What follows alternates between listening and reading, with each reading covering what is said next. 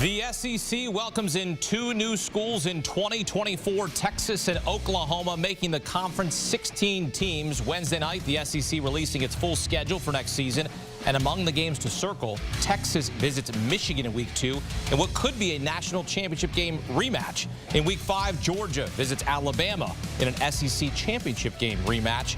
In 2024, the SEC will eliminate divisions, so the championship game will feature the top two teams in the conference at the end of the regular season.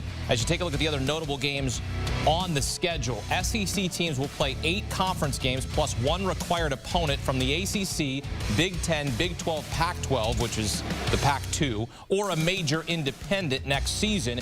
Each of the 14 existing schools will play either Oklahoma or Texas during the 2024 season, as you see Texas and Texas A&M renewing their rival. Also, want to mention how Florida finishes the season. Georgia, Texas, LSU, Ole Miss, and then Florida State. Thoughts to Gator Nation. In a related story, Texas quarterback Malik Murphy has entered the transfer portal, and according to 24/7 Sports, Florida is expected to be in the mix for Malik Murphy. Speaking of the mix, let's jump into the mix here and welcome in CBS Sports HQ college football analysts Barrett Sallee, Chip Patterson, and Tom Fornelli here to provide some perspective on the SEC schedule release. And look, we've got a big game in Week 2 when Texas visits the Big House. By then, we'll know if Jim Harbaugh will be in the house. And then in Week 5 at the end of September, we've got Georgia visiting Alabama in the SEC title game rematch scenario there. Barrett, I'll go your way first. What early game on the schedule are you looking forward to most? Well, yeah, it's Georgia, Alabama. I think it's really good that Georgia has a bye week before that, because they'll only play one true home game, I should say, in the month of September. So they're going to have a chance to sort of figure themselves out. I think this game, obviously, we saw what happened last weekend in Atlanta. Georgia, with revenge on its mind against Alabama, doesn't really work all that well. It's worked one time. Now, granted, that earned them a ring, but to me, it's Georgia, Alabama. See what these two teams are. I think Georgia will have a ton of questions to answer, which I think for this Bulldog program, that's not really normal. So I'm very excited about that one. I really don't even have to get past Week 1. You know, I just think when we look at the schedule as a whole, these are games that we knew before this elaborate schedule release, as we might say. But you think about the fact you're going to get Georgia against Clemson. You're going to get Notre Dame against Texas A&M. Riley Leonard against Mike Elko. Also LSU against USC. I just like Week 1. I think we're going to learn a whole lot, not just about the SEC, but about college football in general.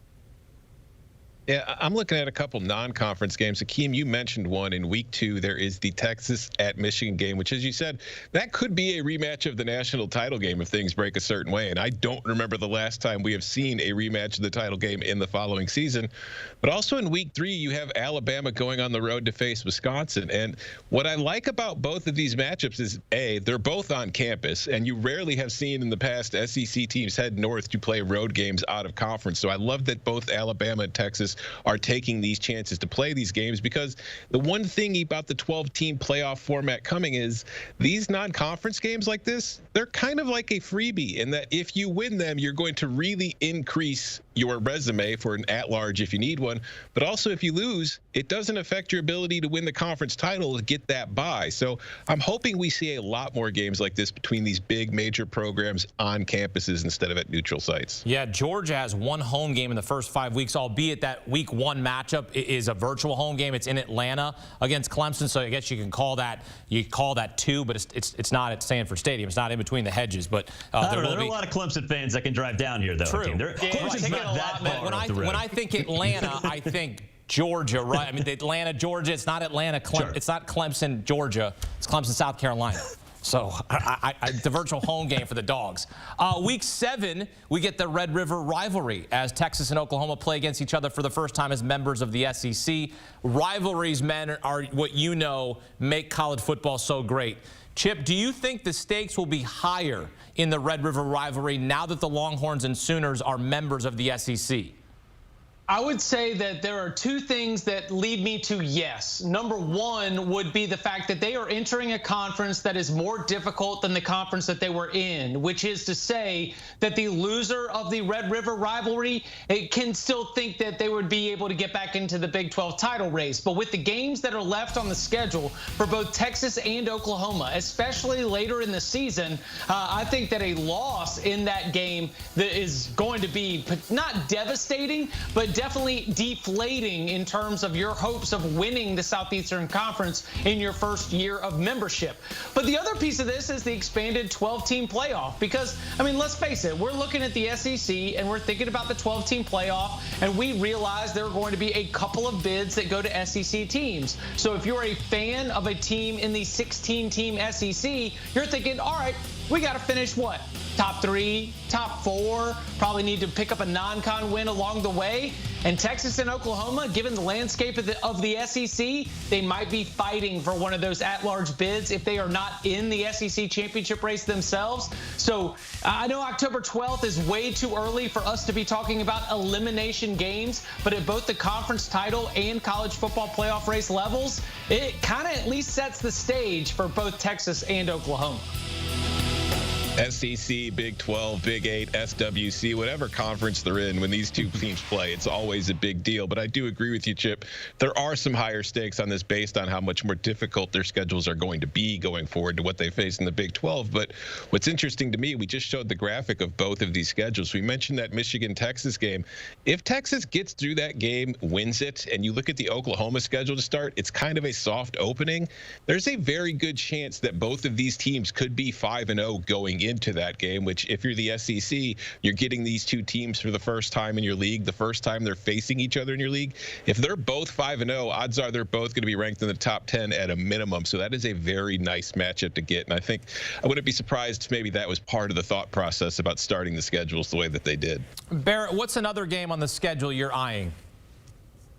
Well, of course, it's Texas and Texas A&M, right? Yep, Last time we saw these two play, it was a walk-off field goal, 2011 in College Station. Texas gets the win. Texas A&M fans have been yearning for this. And it's funny because every offseason we always hear, well, Texas A&M doesn't want to play Texas, or Texas doesn't want to play Texas at A&M. All that verbal sparring that we've had for over a decade finally gets to be settled on the field. And look, I think Texas, Tom and Chip mentioned Texas's schedule. You know, that could be a game for Texas that could vault them into the SEC championship game and keep them into the playoff race. But also, A&M is in a pretty good spot. You look at A&M's schedule, it's not that bad.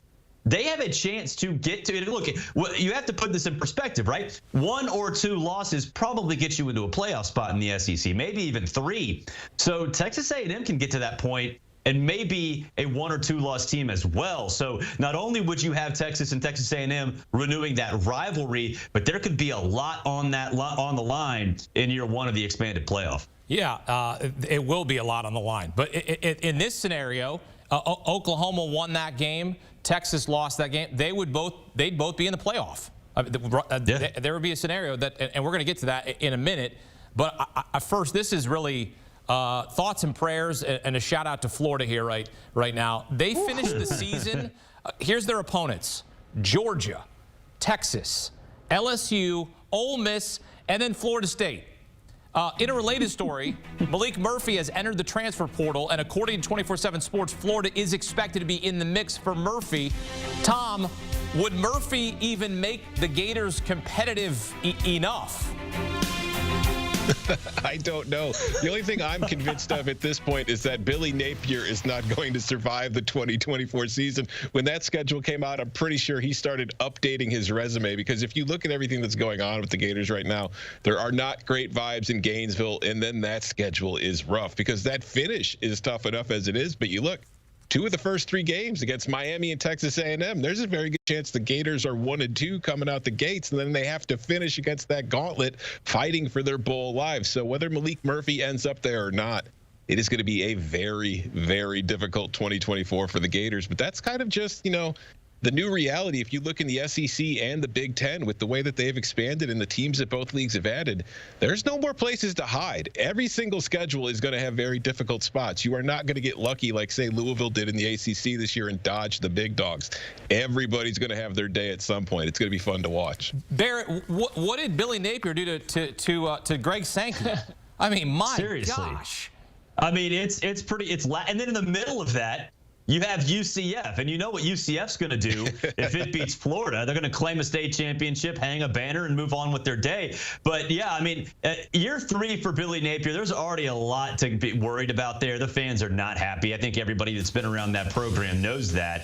If they go 6-6 in year 3 for Billy Napier, on paper, you would hate that. But if you consider this schedule, I'm not sure what else you can ask for.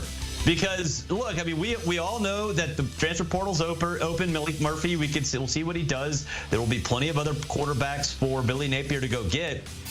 Last I checked, Tom Brady is not available in the transfer portal because Florida might need Tom Brady to at least get to a bowl game with that schedule. Yeah, I want to. If Billy Napier goes 6-6, give him a lifetime contract against that schedule. Yeah, I mean that would be that would be a miracle if you could get through that gauntlet. I want to bring up Texas's schedule because Malik Murphy entering the transfer portal, that will leave the Longhorns with 2 really good quarterbacks still with Quinn Ewers and Arch Manning. And you look at the growth that Quinn Ewers had this season. Chip, what would that mean going into 2024 with Ewers and then Arch Manning as the direct backup for Steve Sarkisian?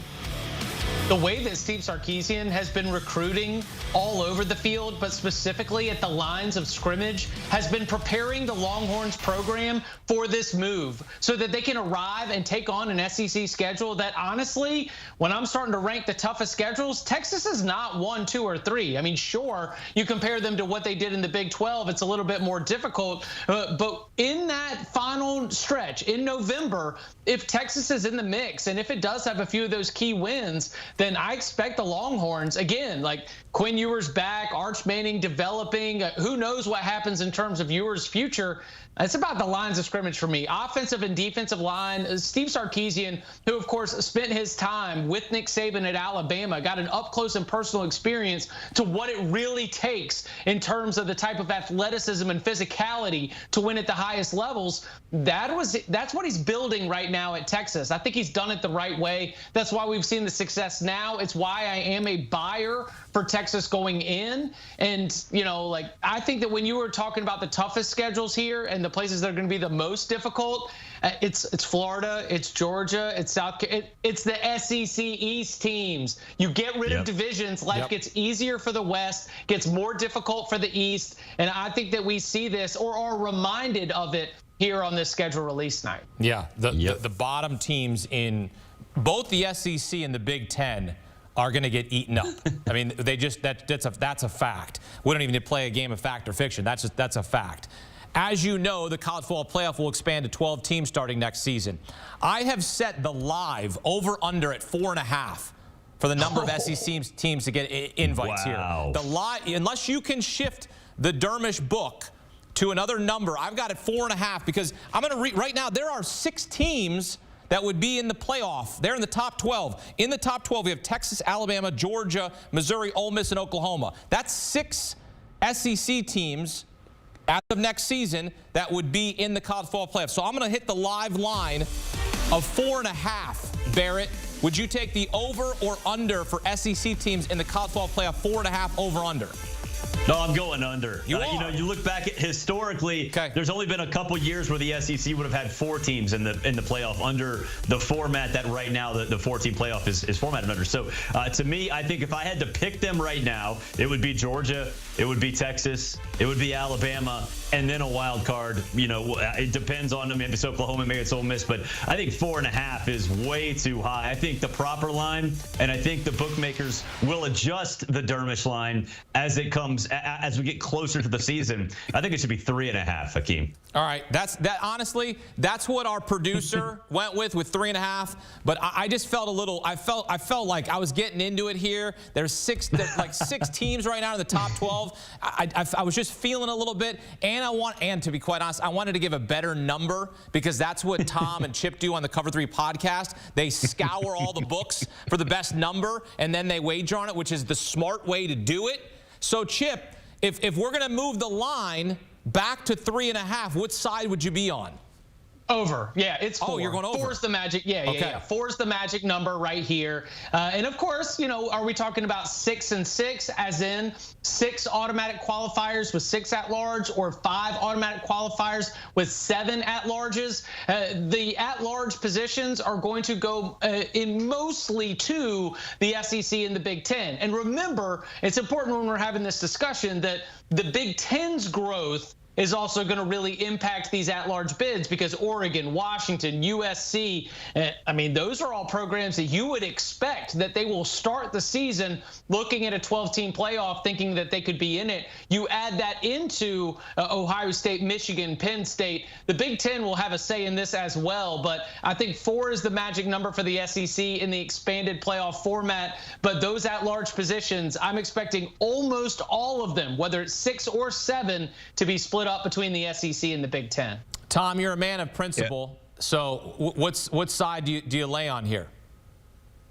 I'm with Chip. I'd go over 3.5, under 4.5. I think that Chip's hitting the nail on the head. I think when you look at the 12-team field going forward, more often than not, 8 of the 12 teams in the field will be Big Ten or SEC teams. You're going to see 4 from each conference every year, and then it's just going to be the conference champions and the G5 participant filling the other 4 spots. I think that is just the reality of the situation, because when you look at what's left in the Big Ten and the Big 12 and the ACC, there really aren't any of the blue blood national title contenders left in those leagues, save for Florida State and Clemson.